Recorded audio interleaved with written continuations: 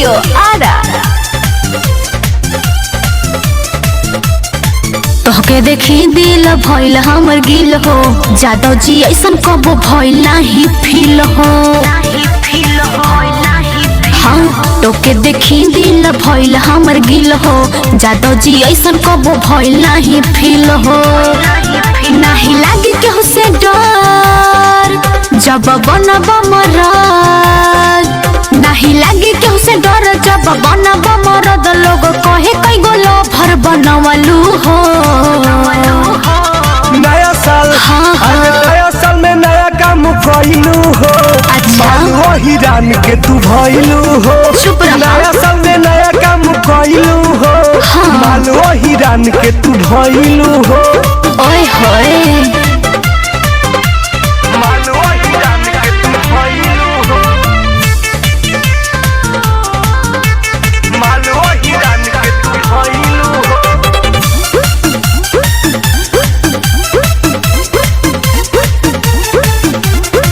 पहिर के देखी खुश रहेलू। अच्छा। देलू ग्रीटिंग कार्ड रे। अवन कोरा में आके समझा नहीं लगी तोरा जाड़ रे। चला नया साल में कहीं घूम आवे के। सुनल भरवा हैप्पी न्यू ईयरवा के दे दो कुछ निशानी हो। चलो नेपाल में नया साल में काटे के साथे चानी हो। बुझला केहू के नइखे परवा, घर के मानव ना सलाह। केहू के नइखे परवा, घर के मानव ना सलाह। भौजी कहेली नाना दोका कइलू हो। नया साल आज नया साल में नया काम कइलू हो। सचो मालवा हिरान के तू भइलू हो। आई हो नया दादा। साल में नया काम कइलू हो। मालवा हिरान के तू भइलू हो।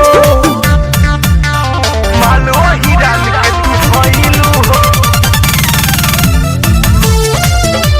मालवा हिरान के तू भइलू हो।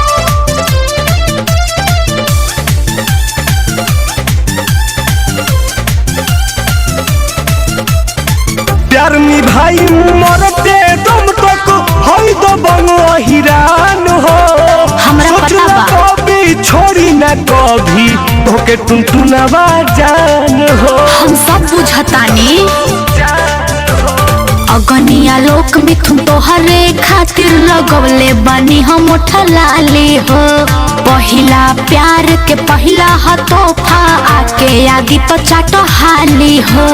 ए बाबू सुना हमरा बाटे पसंद जादव जी के लइकन। हमरा बाटे पसंद जादव जी के लइकन। कहब तू ही आदत धरइलू हो। नया साल आज नया साल में नया काम कइलू हो।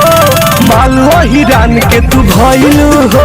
नया साल में नया काम कइलू हो। मालवा हिरान के तू भइलू हो।